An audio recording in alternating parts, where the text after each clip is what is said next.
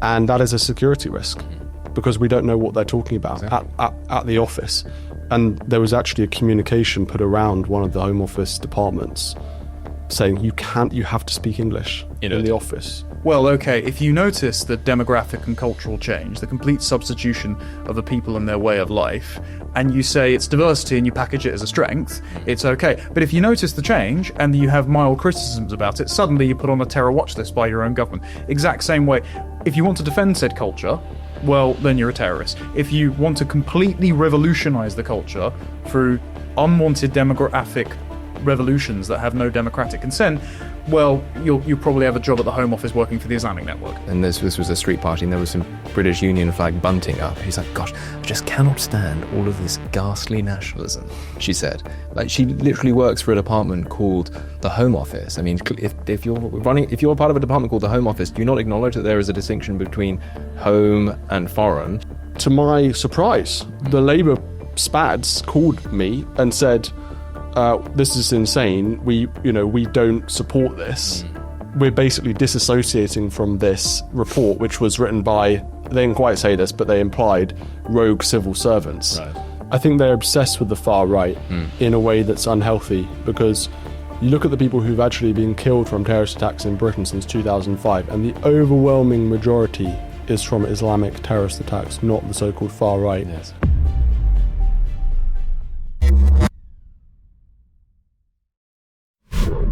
Hello and welcome back to Deprogram. This is the New Culture Forum show where we do our best to fight back against the forces of ideological conformity, especially among the young. My name is Harrison Pitt. I'm your host and a contributing editor at the European Conservative, and I am delighted to be joined today, as ever, by my co-host and a lead contributor at Courage Media, Connor Tomlinson, and our special guest this week, a friend of ours, a friend of the NCF's, Steven Edginton, GB News' America correspondent, and a thorn in the side of any politician he can get his hands on. Steve, welcome. Thank you. Pleasure. Now, Connor, we'll start with you because you have an exclusive, I believe. You managed to get the American State Department into issuing a rebuke against the British state for classifying people like you, like Steve, like me, all of our viewers, I dare say majority of the British people, as cultural nationalist terrorists in the making. Is that right? Yes, so this has been in Prevent guidance. The definition has been squirreled away for some time and was actually contained in the Rapid Analytical Sprint paper that I think you actually first reported on leaks from, but then got fed through to Policy Exchange in January. And they had raised concerns that right-wing narratives about two-tier policing and the grooming gangs, which they dismissed as a grievance narrative invented by the far-right grievance narrative, yes. Yeah, had been seeping into the national conversation. And so the Telegraph reported they underwent Prevent training, and people have probably seen the screenshot with the highlighted cultural nationalism classification as a terrorist ideology here, and it says that Western culture is under threat from mass migration and a lack of integration by certain ethnic and cultural groups. And apparently that's indistinguishable from being Anders Breivik. Turns out the US State Department didn't take too kindly to being classified as the Trump administration's modus operandi is, deporting illegal migrants and preserving America's cultural heritage. They and all of their patriotic British friends over here being classified as terrorists. So I asked them to comment, and they said, quote, "Western culture is not something to demonize, diminish, or apologize for. Rather, Americans and Europeans should honor our shared heritage of self-government, liberty, and the rule of law. Extremism comes not from those who respect our traditions, but from those who seek to erase them. We must continue to uphold these values and cease efforts to censor, marginalize, or stigmatize individuals for their beliefs while rejecting all violent extremism." And I think it's a tragic state of affairs that the government across the pond cares more about our culture and our people than our own government does at home. What do you think the US State Department can do practically other than issue these kinds of rebukes, Steve? You're, of course, living there most of your days now. Well, they could include it in the trade negotiations with Britain, which was sort of trumped up by both sides. There was supposedly a trade deal a couple of months ago, which wasn't a trade deal at all. It was just a kind of outline of vagaries of we want to get to this point where it comes to tariffs. And actually the US basically broke the very weak agreement that it signed very recently by increasing tariffs on steel, I think. So they could apply pressure using economic levers, obviously through their diplomatic corps as well here in the UK. They could speak to ministers about it and so on. But realistically, they can't really do anything about it. And I don't think that they're going to make a massive impact on Keir Starmer's policy. I mean, it's just terrible optics for the government. Now, it's so ironic because this prevent wording around cultural nationalism, as you point out, was the exact same, literally the exact same language that was featured in a report that I exposed in November of last year, which was from the Home Office sort of Raiku unit that I know that you've written a lot about. And when I exposed this and went to the Home Office... viewers very quickly what that Raiku unit does. It's sort of, whenever there's a terrorist attack, they try and create positive PR around the attack, essentially, to bring people together. Managed perceptions. Right, exactly. Yes. It's called controlled spontaneity exercise, and it is always to ensure that the British public doesn't have a bad reputation of Islam when, some jihadist reads the Quran a bit too carefully and detonates a nail bomb at a bomb concert. Yeah, so this exact same language was used by Raiku. So it's obviously copied and pasted across government, within the Home Office, within various different departments and units. And when I went to the Home Office, when I originally found this story with the Raiku, the same language about cultural nationalism, to my surprise, the Labour spads called me and said, this is insane. We don't support this. We're basically disassociating from this report, which was written by, they didn't quite say this, but they implied rogue civil servants. Right. With the ministers not signing off on it. And they essentially said this was completely scrapped. So seeing the same language used in Prevent suggests to me that that didn't happen. Or at least either the ministers didn't really try and remove this language, or civil servants are ignoring them and using it anyway. This kind of casual, complacent thinking runs pretty deep through Whitehall. I mean, you've done lots of investigations into this, into multiple different departments, the way in which this kind of woke monoculture exists, and it isn't questioned. And one of the effects of that is that because they're all surrounded by people who disagree with them, I get this sense, I don't know whether you'd agree, they view their prejudices as the kind of moral equivalent of being against kicking kittens in the face. It's just a self-evident moral truth that cultural nationalism, so defined, is an evil thing that needs to be extirpated from our society. And so there is that sort of casual groupthink that I think explains a lot of this. But I think another thing that explains it is the fact that because these institutions like Prevent, these counter-terrorist institutions, have been set up to take on political Islam and jihadist Islam, there is a fear, given their kind of minoritarian prejudices, that if they're seen to be picking solely on a minority community or on a community that is very well organized and very good at posing as a cringing and persecuted and marginalized minority, they will themselves be accused of enforcing what we would call two-tier, but from the other direction. And therefore they feel they need to exaggerate the influence of the far right in this country, give it very nebulous definitions in terms of their dealing with it, so that they can pretend to this kind of morally neutral even-handedness, which just makes them look like morally disinterested arbiters of goings-on in Britain. Would you say that is a dominant feature of their thinking? I think they're obsessed with the far right in a way that's unhealthy, because you look at the people who've actually been killed from terrorist attacks in Britain since 2005, and the overwhelming majority is from Islamic terrorist attacks, not the so-called far right, many of which was in response to those terror attacks, which I'm not saying that justifies it at all, but I'm just making the point that you probably get a lot less far-right terrorism if you had the Islamic terrorism that was properly dealt with. Where's the far-right terrorism in Hungary? And Poland. Right. Exactly. So someone like Neil Basu, who used to be the head of the counter-terrorism command a few years ago, he was violently left-wing and obsessed with the far right. I mean, he wanted me to go to prison. So you're right, the whole British state is kind of aimed at making multiculturalism work. And for multiculturalism to work in any country, there has to be authoritarianism. And the way the British state sees it is, well, we're going to protect the minorities above the majority, soon to be minority. Indeed. Although, according to Richard Tice, maybe not so soon. You want to talk about that? If you want.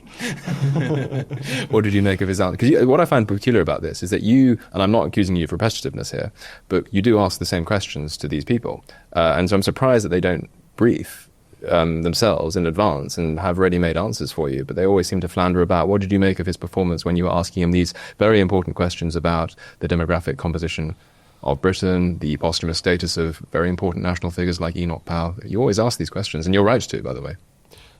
accuse me of repetitiveness. I think these are important issues. No, You're obsessed with this. Why are you so obsessed with your Proudly demographic obsessed. substitution? Your repetitiveness is only a reflection of the fact that these are very salient issues and they matter a great deal. And they're not asked And they're not asked by others. by anyone else. Indeed. But it's just amazing. What I'm saying is that as a tactical, strategic matter on their part, given that you do ask these questions, you would have thought that they'd have at least a canned answer. Well, I suspect, first of all, perhaps they haven't done their research specifically on me.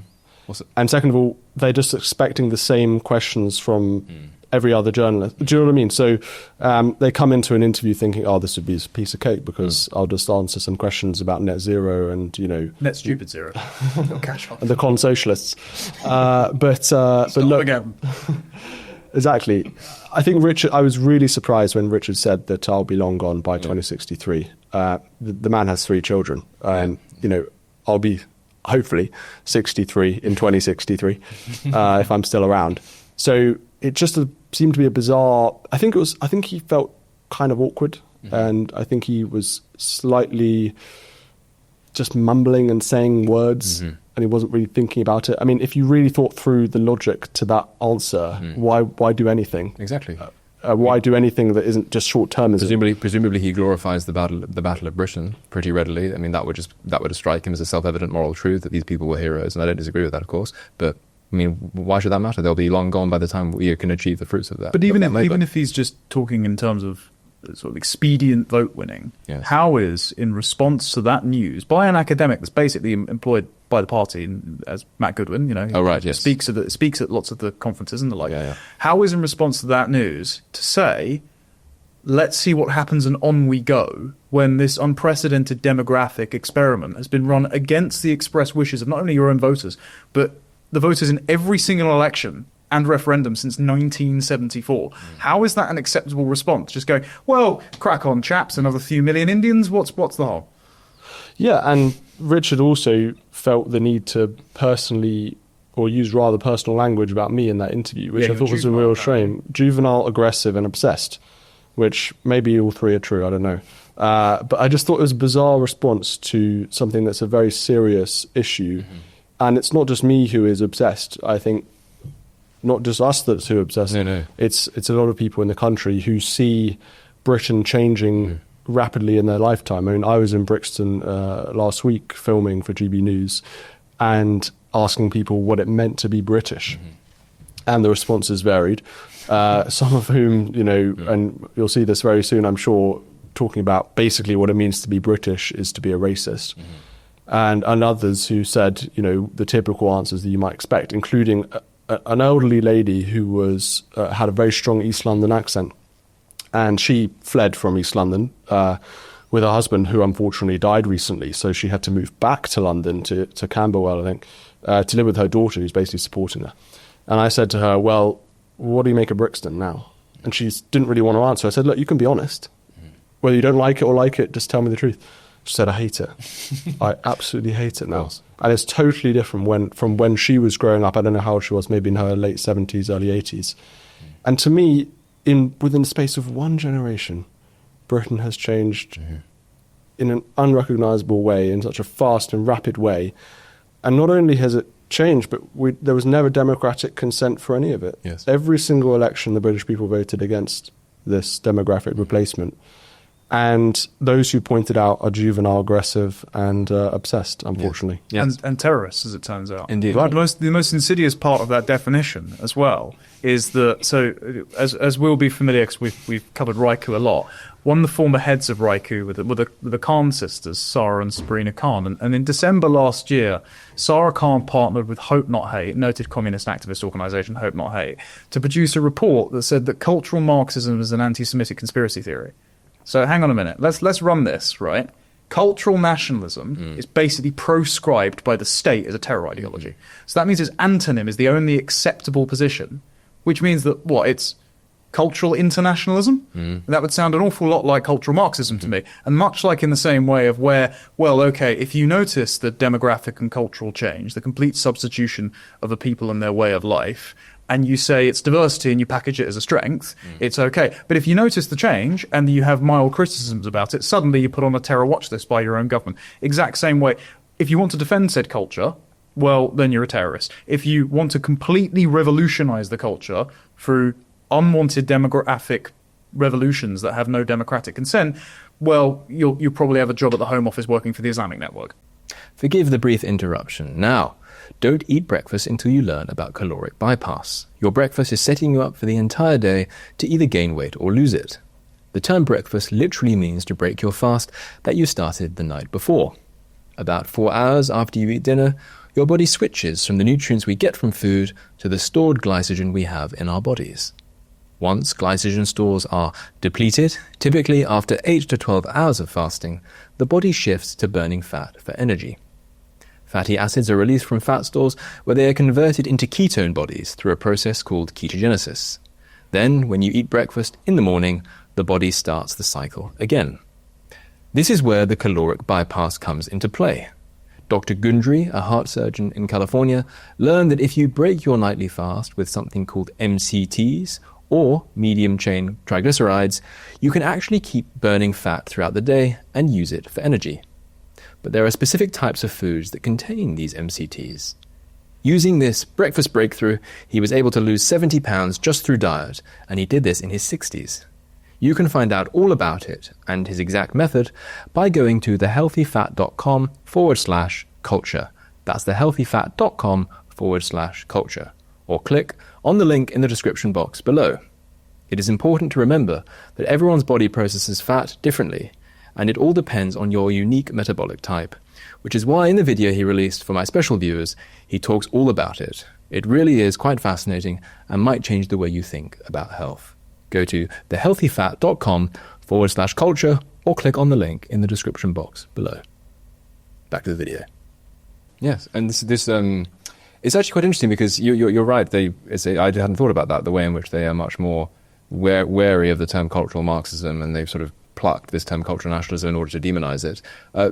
They clearly are not aware of the origins of the term cultural nationalism. It was actually coined by a bunch of theorists in sort of what's called post-war nationalism studies to describe the way in which newly decolonized third world countries maintain a common culture amid tribal diversity. So in places like Nigeria, where you've got a rough Igbo majority, but there are lots of other tribes, and all of a sudden you've got rid of the British and you need to kind of create an artificial unity in order to bind these newly independent nations. It was mainly used to describe the way in which intellectuals and elites play an outsized role in inventing new national traditions in order to bind the former Rhodesia together into Zimbabwe. Like British values. Like British values, yeah. And that is what it's... And in that context, of course, it's applauded because it follows fast on the heels of decolonization in the third world, which is said to be a good thing. Yet when we, at home, in Britain, or France, or Italy, or wherever else it might be in the West,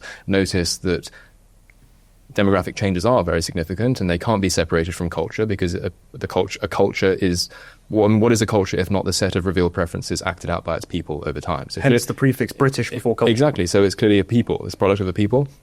And so a change of people is going to entail a change of cultures. And when we notice this in our own context, rather than noticing it in a kind of disinterested way in India or in Nigeria, which is for the purposes of which the term was coined, and say, well, we might want to get in on some of that decolonization action ourselves and not so much create an artificial culture as save the one that we already have, then we're demonized. It's the magic soil theory. Indeed. You know, people come from Somalia and suddenly they're in Britain and they're as British as Indeed. you and I. Indeed. Well, actually, they've grown up in a completely different context, completely different culture that is inferior to us objectively. And suddenly, the liberal assumption is as soon as they arrive at Heathrow, step onto British soil, they are, you know, they love crumpets and they're incredibly tolerant and whatever. Well, they have put a Greggs in the arrivals lounge, so mate. The other thing I think is interesting about reform when they respond to these questions, or particularly Nigel's response last year, because I interviewed him in DC and asked very similar questions, and viewers will see, you know, Nigel's own answers to that, of which again he's basically said, it's not a concern of mine. I don't support mass deportations. That's not even my ambition. And I think just him saying that has caused him a few issues. Maybe you guys can know more than I do about that. But I think you were not that popular. Right, I'm still not, and I'm going to write about this. But you know, amongst certain politicians. And by the way, I respect Richard for doing that interview. Oh, yes. Massively, because no one will do an interview with me. It's no Tory politician. Will you why don't you name some of the individuals who won't do interviews with you? Chris Philp won't, Robert Jenrick won't, Kemi Badenoch won't, Priti Patel won't. I'm not shocked about Priti Patel. Not one. You tried Boris Johnson won't. Not one Conservative shadow minister will do an interview with me. And Tyson and that sounds Farage both have. So well, good, fair play to them. Yeah. I'm not saying that because they owe me an interview. It's just, it's telling. It's telling. Yes. When they're all saying no, and the one thing politicians like is a platform and an audience, and I think I can provide that. So I think there is something telling about the fact that I think they are running scared. Actually, one of them told me outright, I won't say who because that would break a confidence. One of them told me outright, no, I am just terrified of what you're going to ask me. So get some better answers then, mate. But with reform, Precisely. This is the thing I think is Farage used to be someone who would tell the truth in a way that other politicians wouldn't. Would you remember the Sajid Javid "so what" comment? It was in response to the 2021 census where Farage in the back of a taxi, clearly just personally alarmed by it, said, "London is now minority English." I think the reason he became so popular was because he was the politician willing to say the things that no one else was. And people would see that on TV and they'd think, that man speaks for me. But today, reform, I don't think are quite at the same point as Farage was 10 or 15 years ago. I think the younger generation are far further ahead than Farage and Tice and the reform leadership we've just seen. Dr. David Ball has been appointed as the chairman of reform, and lots of things. I mean, even today he said immigration is the lifeblood of the country. I mean, and it always has been, apparently. This is bizarre. What lifeblood? I mean, I think we don't. To me, it's like they're not even the most important part of the body. Maybe their fingernail or something, but certainly not the lifeblood. Bunyan. Well, maybe. Hey, I'm just looking at the outflow of benefits numbers that Neil O'Brien keeps. Yeah, posting. well, some of them absolutely are a drain. But the point is that reform, I think, could be the politicians telling the truth about these things, and they're not. They're not kind of picking up that gauntlet, and maybe that's helping them because it means that they're not being accused of racism, which is obviously the greatest moral evil in the 21st century, and so on. And they're kind of making their base broader, maybe by tacking to the centre, essentially, which is what I think the strategy is. Sure. The question is, there's two questions. One, is that effective? Maybe not if you're alienating a whole group of other people who think, well, we need politicians who are going to take this stuff seriously, and it doesn't appear that you're taking it seriously. And second of all, the question is, what do you really believe? If you're saying this, if you're tacking to the centre, do you really believe in what we believe? Are you really taking these issues seriously? I don't know is the answer. There's multiple problems with it as well. It's that what kind of talent do you attract in the process of winning that election from the centre? You're more likely to attract yesterday's Tory wets. You're a recycling plant for the political establishment, which is how Samuel Martin described when he was on Deprogrammed about a year ago, which I think is a good description. You're essentially a teal Tory retirement home, not encouraging, when you need that sort of youthful exuberance and the coming up. And the other issue, there's a couple. Number one, you're not creating the kind of room that the Trump revolution did to grant your base permission to voice their grievances, and all those grievances are legitimate. You're essentially pulling up the ladder after you by saying, no, these accusations of my enemy are levelling at me are real, and we should be afraid of them. And the price of winning over that centre, if that is the strategy they're doing, has been to insult their base at every turn. Now turning around and saying, well, the only reason Zia Yusuf left is because you were all racist to him. You're all misled by Indian bots, and you're all Islamophobic, and you've got no legitimate grievances, and we were actually really glad that he insulted us and then came back 2 days later. And if that's how you're going to run the party, it's going to put people off. I think that they're very, very angry when you criticise them from the right. I think you've experienced that, personal insults on Twitter and so on. From Mr. Tice, yes. Yeah, which is a shame because I think they should be open to the criticism. When one person, I think it was Sophie Corcoran or someone, tweeted out something against the party and just a very mild criticism of one of their policies. It was the child benefit thing. Yeah, and suddenly it's like she's a member of Reform and they all just pile in on her and say she's this traitorous, awful person. And that almost cult-like attitude isn't helpful to anyone, and it's not a serious position. So I hope, because you say you're always a critical friend, I think. Is that what you say? Yeah, the friendship is increasingly strained by the Zia Yusuf thing. And then I'm going to be honest, the David Ball thing today was just final straw. It's like, what do you actually stand for, guys? Really? Like, you really, if you don't want to estrange all of your key supporters, if you are standing in as the populist insurgent force, particularly on the issue of immigration, where everyone's made it their thing and they've been ignored on it. And if you turn around and just like revise our history and say, well, you know, diversity really is our strength and immigration is the only thing we've got going for us, what the hell is the point of you? They've got a few years. And I hope they change. So do I. I hope they change. We've already seen some movement since your interview with Farage. I mean, That's true. Tice was reluctant. Your interview with him was, let's say, about 14 months ago. Does that sound about right? Yeah. You mentioned it to Tice, and we're trying to point out the discrepancy between the fact that they are now much more ambitious on the issue of mass deportations. Farage having ruled it out as politically impossible, logistically impossible, while his best mate is currently embarking on a program of mass deportations in the US, which is rather under-resourced at the moment, which is why the big... But it's also incredibly popular. It's one of his most popular policies. Without question. It's not alienating people, it's doing the opposite. It's a vote winner. Even more so now you have ethnic Mexican riots tearing California apart. I mean, that probably helps. Sort of foreigners waving placards while burning things is very helpful. With their own flags, yeah. With foreign flags, yes. So there has been some movement. So I suppose my question to you, Steve, is that what do you see the function of your asking these people, asking for reform members, and indeed conservative politicians, if you can get your hands on them, these questions? Are you trying to expose them? Are you trying to encourage them? Are you trying to push them in the right direction? Like, what's the purpose from your point of view? Well, as always, it's a journalistic curiosity. I'm genuinely curious as to what Reform's position is on deportations. This could be a government party within the next few years. Yes. And as I said earlier, when we're facing the most serious challenge, I don't think any other issue tops immigration. They've got to have a serious response to, first of all, on the deportations, second of all, on the demographic changes. Because my question is really, what I'm asking is, are you in favour of reversing or slowing down the demographic replacement, or are you not? Or are you ambivalent? Do you not care about it, or do you in fact support it? And by saying immigration is the lifeblood of the country, sends mixed signals, to say the least. It's not even that mixed. It's pretty unambiguous, I'd say. Well, at least in David Ball's case. My instinct is to always give the benefit of the doubt. And like I said earlier, with Richard giving that rather bizarre answer about how he's going to be dead, so it doesn't impact him, therefore it doesn't matter. I think he was I think he just felt a bit under pressure saying that. David Ball maybe saying this comment today, it just felt slightly off the cuff. I really hope that he doesn't seriously believe that that will have implications for reform policy. In the same way that when Prevent write that cultural nationalists are terrorists, I mean, we are still here, haven't been arrested for terrorism. Yeah. So my instinct is always to think, well, that's just some idiot civil servant who's written that and no one's taking it seriously.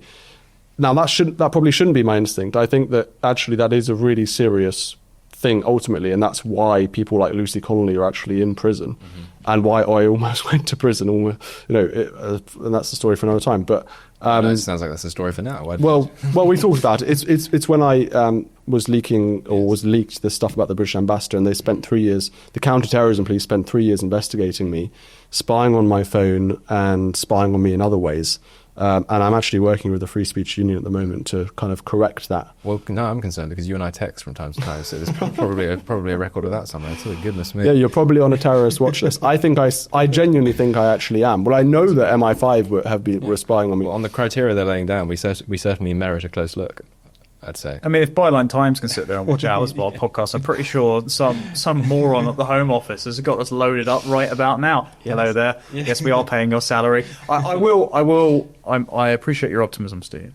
I will perhaps be the cynical foil, as per usual, on the panel, and say we have reported nearly to death about the Home Office Islamic network, and we got revelation, I think it was about a week or so ago now, from Conservative Women and Christian Concern, that one of said Home Office Islamic Network members had misrepresented the claim of a Christian asylum seeker coming from a Muslim country, saying, well, your country's safe for Christians, never mind the fact that you're undergoing forced conversion. And so they have a complete open door for men from Afghanistan and Eritrea who commit sex offences at 20 times the rate because they happen to be a member of the Ummah, whereas they're turning Christians away. And I do have to think, yes, there might be a sort of bleeding heart, liberal, egalitarian thing from many feeble-minded career civil servants who just want everyone to get along. But I do think this has been a Trojan horse for Islamic activism. You know, like William Shawcross even said Hizb ut-Tahrir set the Prevent guidance. In his report, revising, in his inquest into how Prevent was being it was the independent review in repurposed. 2023. Yeah. He himself said, you know, outside Islamist groups have gained purchase over the Home Office. And who else but them would listen to them? I think that's undoubtedly true, and I think you're totally right. The only caveat I'd add is that I know people in the Home Office, a fair few people, and I have done over the years. It is one of the most incompetent, poorly run organisations, full of people who, you know, don't know what they're doing, very low intelligence. So I don't dispute that. that's not a euphemism. That's just me saying, might be a circle. yeah. Well, I'm just saying, like, yes, it's very sinister what they're doing, but I just think this stuff is just nonsense. Well, I mean, I remember being someone in my personal life was at a street party once with this woman who's a nice enough lady, but actually happens to be quite a senior figure. He's in her 50s, so she's clearly not like a newbie at the Home Office. And this was a street party, and there was some British Union flag bunting up. And she's like, gosh, I just cannot stand all of this ghastly nationalism, she said. Like, she literally works for a department called the Home Office. I mean, if you're part of a department called the Home Office, do you not acknowledge that there is a distinction between home and foreign? She's in squatters' right to you. Well, effectively. there is. So this clearly pervades the way in which they think about things, and I do think there's a lot of midwittery explains a lot. Yeah, and there is actually a significant chunk of Home Office staff who are foreigners, or at least speak foreign languages at work, which they're not meant to do. And one of the civil servants I was talking to was saying, you know, they just hear endless foreign accents, not just the accents, foreign languages, and that is a security risk because we don't know what they're talking about at the office. And there was actually a communication put around one of the Home Office departments saying you have to speak English in the office. Yeah. So what Star Wars cancelled. But just imagine what these organisations are like. They're full of people who are outsourced, contractors. They're way overstaffed. HR is hugely bloated. They don't spend much of their time actually doing work. They spend a lot of their time just, you know, praying or, you know, milling, eating, you know, food. And like one of the complaints from one of the civil servants was like they just eat the most smelly food in the office. Like, I'm just trying to give you an idea of what it's like to work in the Home Office. Jacket potatoes can be whiffy at times. Yeah. The tuna ones especially. But yeah, I'm just saying the people, they're not sending their best. That's all I'm saying. No, just to say the least. Let's try not to be too blackpilling about these things. So that's a white pill. I'm saying that they're not very good. No, sure. That's why I'm probably not arrested. Sure, but we're on the reform stuff. Right. Right. Will they? Do you think that they will be? Because there's been some movement in the last year. I think that's undoubtedly true. They're reluctant to acknowledge it. There's a sense in which I don't really care whether they acknowledge the movement or not, so long as it's happened. I'm sure you'd probably agree. It's a little bit shady, but nevertheless, do you think that they will be forced to radicalise more over the next 3 or 4 years? And by radicalise, I really do just mean come into line with where British people increasingly are, because it's the population at large that is kind of radicalising at a runaway speed because of events, because of the tangible nature of the Boris wave. It's no longer a statistic on a graph anymore. It's your neighbourhood. It's all the rest of it. And do you think that process of potential radicalisation on the part of reform will be speeded and hastened further if the Tories were to get rid of Kemi, bring in Jenrick and perhaps recruit Rupert Lowe? Yeah, kind of race to the right, sort of outflanking each other on the Western Front. Indeed. I think they have to feel the pressure because their instinct obviously is to attack to the centre. And if they think there are going to be serious consequences for them electorally if they continue as they are, then yes, I think that could force a change. They are pragmatic and they're not ideologically committed, I don't think, to mass immigration. I don't think. No. Which is such a bizarre thing to say as Britain's only populist conservative party, allegedly nationalist party. It should be obvious, but I don't think that they're tied to mass immigration. I think that their instincts, are closer to me than it is to Keir Starmer. But, you know, the pressure has to be there for them to do that. They have to feel the incentives and the disincentives. And at the moment, you know, they don't feel that at all. You know, having a few awkward discussions with me, obviously, I think that has had some impact. As you said, they put out some stronger statements on mass deportations in particular. But realistically, it's me asking them some awkward questions against the entire media calling Farage a racist or whatever, or equivalent to the BNP, which is something that he's so keen not to be associated with. It's not equal pressure. So, yeah, if the Tories went with Rupert Lowe, which I'd be find absolutely stunning if they did that. I mean, Robert Jenrick clearly is the one who thinks he can become the leader next. And it's so funny we're all saying this as if Kemi is definitely going to leave. I wonder, I don't know, what do you think, Connor? Do you think that the Tories have it in them to fight for their survival on this? She's fourth place in the polls, and they have gotten to the extent of where they're no longer even posting about polling. Today they boasted about getting the most donations of any political party for a single quarter, which is a bit like being, the first councillor over 30 elected in Aberystwyth in 3 years or something like that. Yeah. So I don't think she's got long left in it. I think my standing bet with Neil Ferguson will be rendered defunct by her being ousted. The only thing that I think Jenrick could do to regain some credibility, as we were discussing off air actually, is to perform a kind of Boris Johnson 2019 split the party and get the wets to reveal themselves motion, and then take the losses, take the by-elections, reduce your seats, and just permanently expel them. Day one, you've got to kick Priti Patel out of the party. As the architect of the Boris wave, she can never have Tory whip again. Shouldn't be in shadow cabinet, shouldn't be anywhere near the party whatsoever. That would hopefully reinstate some of the credibility there. The only issue they've got is they would probably only still be the junior partner in a coalition, because they're never going to win red wall seats again. I think Reform's got those all locked down. They can't remove too many MPs because the Lib Dems would become the official opposition. Seriously, I think the Lib Dems have about 75 MPs. 73. Yeah. I think the Tories got 124. So they basically can, so they can lose about 20 because you've got to have a bit of a kind of buffer for by-elections and for whatever. So, it's a difficult position, and Kemi, I think, could have done something quite clever when Priti Patel came out earlier, or was it last year, in the interview with Harry Cole. She was defending the Boris wave, in quite forthright language, saying that these people, essentially, we needed them. That could have been a moment where he said, look, let's separate from the past. We're kicking her out. That was ridiculous. Because she did actually say she was wrong on that. She should have really got rid of her, and that would have been like a Jeremy Corbyn moment where Keir Starmer was removing Corbyn and the Corbynites from the party to remove that toxic image that Corbyn had associated with Labour. As you say, it's possible that Jenrick can do that. But it first of all, takes courage. We'll see what kind of courage Jenrick has, and it takes a kind of certain ideological zeal. Again, someone like Jenrick, I don't know. I wish I could speak to him and ask him these questions, but I can't, unfortunately. And they're coming at it from a weak position. So I think they are in a very difficult position, even with Jenrick. And I think with the problem that Jenrick will have inevitably is Farage. I mean, look, he's so popular in the country. He's so well known. It looks like all the momentum is with him. How can Robert Jenrick, although I think he's done some amazing things online, with his kind of charisma, come up against Farage? The only other alternative, and this would be unprecedented and therefore unlikely, is if Rupert Lowe won a Conservative leadership election and then had 3 years of dispatch box arguing with Starmer, but it's unlikely.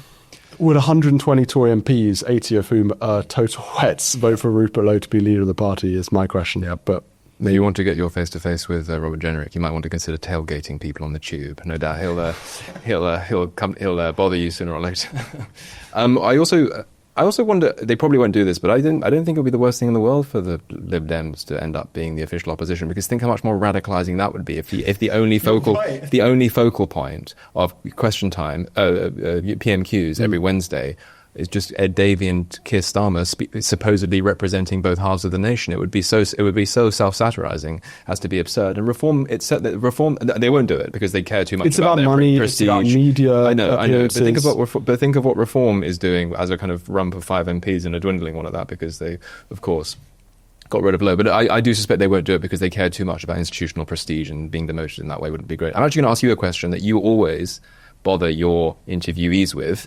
Who is your favourite Prime Minister in British history, and you can't say Churchill or Thatcher? Salisbury. You can't go better than Lord Salisbury. Andrew Roberts' biography is fantastic. It's his seminal work, and I've read every Andrew Roberts biography. This was Britain's most conservative, most reactionary Prime Minister in the late 19th century, who believed in splendid isolation. So this is his foreign policy, where he wouldn't create alliances with other European nations, because he believed that if you had an alliance with another European country, you're tying Parliament into a war situation under which the circumstances are unknown. So if you have an alliance with Germany and Germany go and invade Austria, you're then committed to a war which you had no part and no say in. So he was very, very good at creating peace in Europe. And if he was Prime Minister before the First World War, Andrew Roberts, I did an interview with him recently about this, he says that Salisbury would have prevented that. He actually wanted Britain to come out of the convention, I think it was the Treaty of Paris, which said that Britain had to defend Belgium if its neutrality was violated. And Salisbury's cabinet overruled him. Salisbury was the only Prime Minister who was also Foreign Secretary for so long. I think he was Foreign Secretary and Prime Minister for more than a decade. He was Prime Minister for 14 years. And he really is a Victorian titan that no one knows enough about. You know, people think Gladstone and Disraeli, but people forget Lord Salisbury. And he has this fantastic quote, I'm going to completely butcher it, about the war in Afghanistan, where he basically says, whatever happens will be a disaster, therefore as little that happens would be the best outcome. Yes. I think he says all change is for the worst. Yeah. And therefore it is in Britain's national interest that as little change happens as is possible. Yeah. So his philosophy as good a reactionary assertion as you can get. Well, when Britain is the top nation, that makes sense. Right. And he passed some limited reforms. He was massively against the second and third Reform Acts, and which was basically expanding the franchise, because he didn't trust the masses to vote, essentially. Lord Salisbury didn't trust the masses. And do you know what is so funny about this, Lord Salisbury? Everyone should read the book. Everyone should go to Hatfield, which was his sort of ancestral home. He was totally betrayed. He was the leader of the House of Lords by a certain Boris Johnson's favourite Prime Minister, which is Disraeli. And Disraeli supported, or was against, the Second Reform Act, was against expanding the franchise.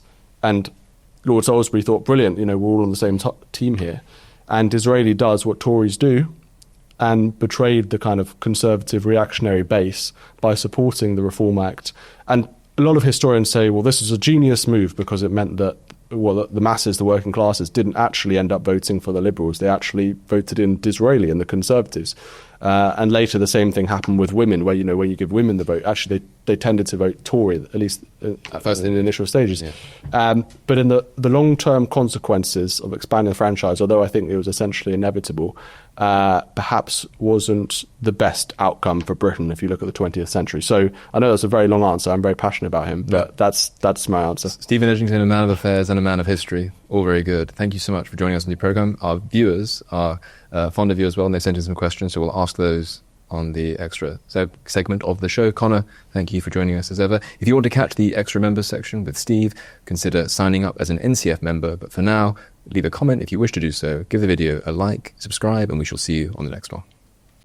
Our mission at the New Culture Forum is and always has been to defend and celebrate Britain's history, culture, and its people, and indeed Western civilization, at a time when both are under sustained attack. We have grown from small beginnings to become the country's most influential right-leaning cultural think tank. Our content is watched and read by some of Britain's most influential political figures. But now, we need your help. If you believe in what we do, then please do become a member. For as little as £4 a month, you can make a vital contribution to what we do. As a member of the NCF family, you will help ensure that we can continue to produce quality content online, such as our 3 weekly programmes, Whittle, which is our flagship interview show, Newspeak, our panel discussion show, and Deprogrammed, which is targeted at Britain's youth. As you probably know, in addition, we produce important documentaries, such as our critically acclaimed 6-part series, The West, a stunning celebration of the history and genius of Western civilization, and our ongoing documentary series, Heresies, with hard-hitting episodes tackling subjects such as immigration, gender ideology, and BBC bias. But the New Culture Forum is much more than a YouTube channel. We don't just complain about Britain as it is, we provide real solutions and clear policies on how we can push back against the madness and restore sanity to this nation. Our presenters are now highly sought after and have become familiar faces across the media. Our prestigious annual Smith Lecture and our regional and indeed national conferences have attracted world-class speakers. Perhaps most importantly, we are the only organisation on the right of politics that has launched a national movement without actually being a political party. And uniquely, through our NCF Locals programme, we've established some 30 active branches in towns and cities right across the nation, from Edinburgh to Exeter, and with many more on the way. We're very proud of what we've achieved, and our members have made it possible. In return, our members receive access to exclusive content, invitations to private events, free or discounted tickets to our conferences and lectures, free copies of our books, and much more. I very much hope that you'll join us too by clicking the link in the description or going to our website, newcultureforum.org.uk. Now is the time that we need your help. Thank you.